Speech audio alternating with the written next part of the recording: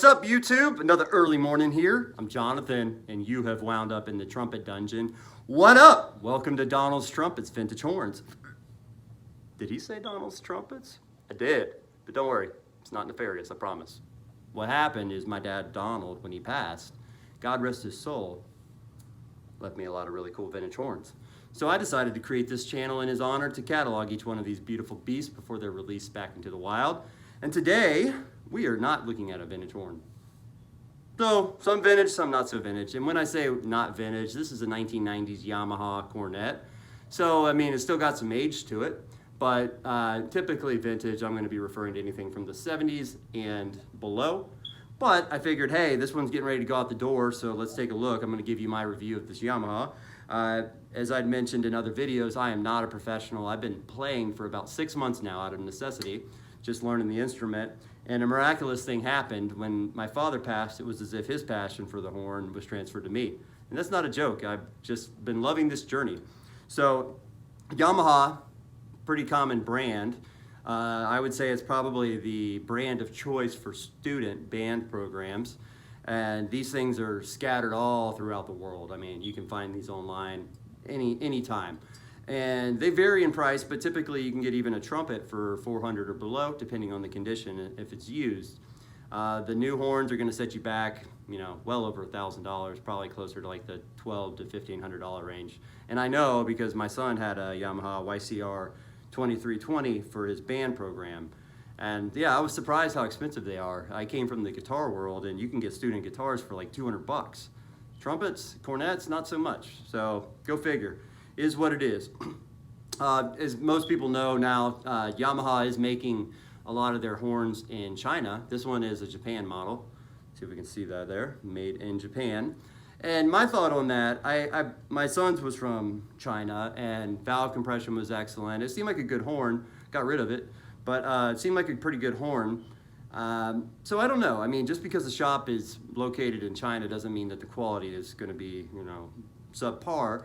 If Yamaha's tolerances are the same as they are in Japan, I don't see why it wouldn't be any different. But time will tell.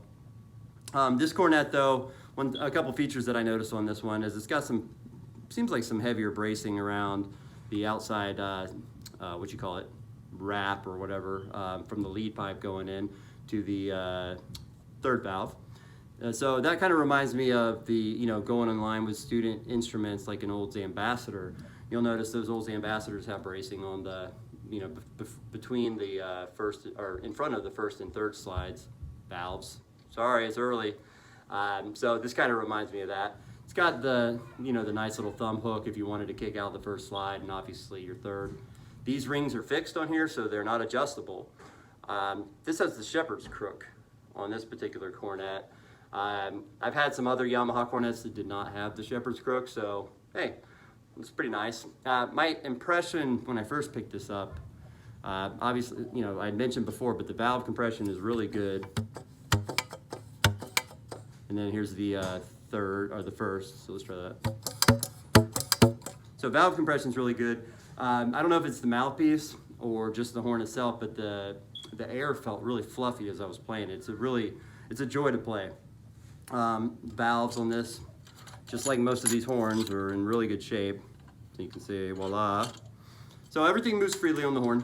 As I mentioned, this one's going out, so this is more just a review. I would definitely say if you're looking to get into playing, you're really not going to go wrong with a Yamaha. And again, depending on the condition. So yeah, beautiful instrument overall. I love this rose brass on this lead pipe that comes in. It's just very pretty. The shiny, slick look is really not my style, but yeah, I mean, it presents very nicely. Let's go ahead and play. Let's do a Chris Bodie rendition of When I Fall in Love. If you've been watching my videos, I've been playing about 6 months now, so this is not about my playing. It's just giving you a chance to hear the horn and get your opinion. So without further ado, let's jump in.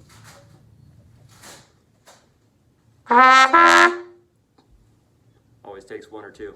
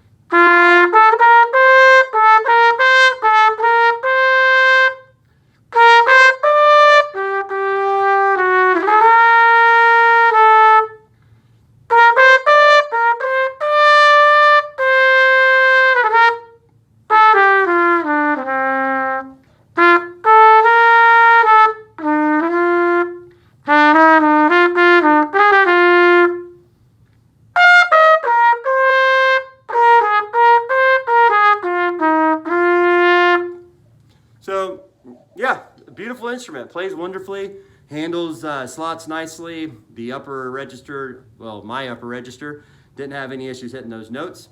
Took me a little bit to get started. I don't think it's the horn. It's probably a combination of me and playing on a different mouthpiece. So this is just a lot smaller feeling than what I'm typically used to.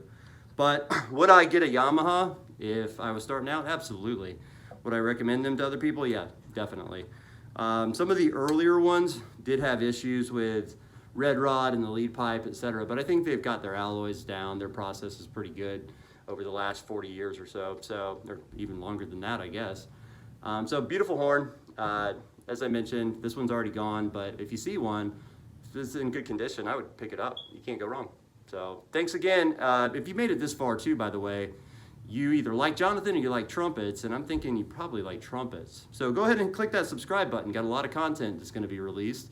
And who knows, you might find a horn you like and better get it before it's gone. So thanks again. Hope you have a great rest of the week. Take it easy.